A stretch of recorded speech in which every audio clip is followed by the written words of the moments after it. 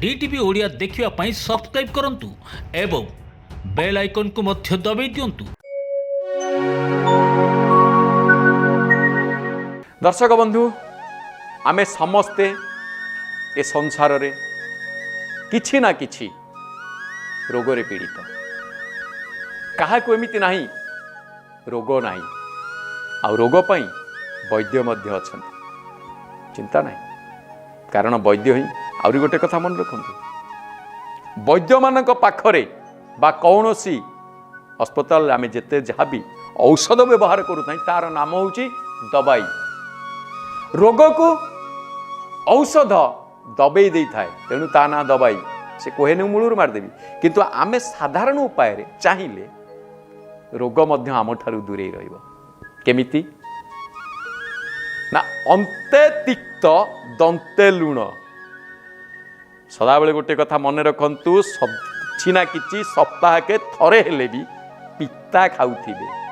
गीता पढ़िबा कथा भी मु कहूनी आपण मानक पाखरे गीता पढ़िबा को समय न थाई पारे किंतु पिता खाइबा को निश्चय समय थिबो सप्ताह के निश्चित आपण पिता खांतु अंते तिक्त दंते लुण दांत रे लुण सदाबेले अर्थात जहाँ आपण माने आजिर तारिख रे जा दंत मंजन ठारू आरंभ करी जहाँ भी कसुनु ताहा लवण युक्त हेबा आवश्यक अंते तिक्त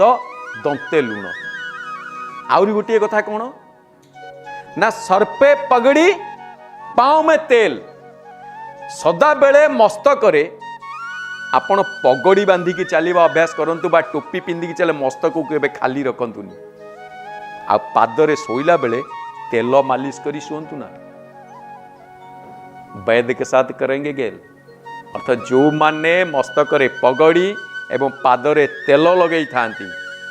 वैद्य सांगरे गेल खेली थांती रोग तांको पाखरु आउ तारी मध्य गोटे कथा अच्छी मध्य ये सब अति आम जानिबा काम आमे करू न थाई भोक रखी खा भोक देखी खा 64 रोग पासे न जा कथाटा बुझीगलानी आमे जते बेले भोक हब सेतिके बेले खाइबा आवश्यक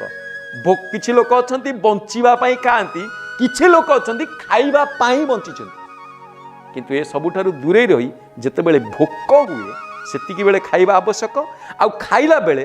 भोक रखिकी खाइबा आवश्यक केमिति ना 3 भागे खाइबा गोटे भाग को आमे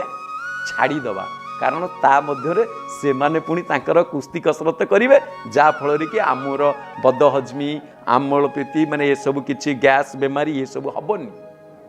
कारण आमे भोक को रखिकी खाइतिबा भोक को देखिकी खाइतिबा 64 रोग ए संसार 64 रोग अछि तेणु करी हमर महत्वाणी कहंती 64 रोग पासे न जा आज पाई एठी बाणी की विश्राम दबा पुणी देखा आगामी अध्याय रे जय जगन्नाथ। डीटीवी ओडिया देखिवा पाई सब्सक्राइब करंतु एवं बेल आइकन को मध्य दबाई दियंतु।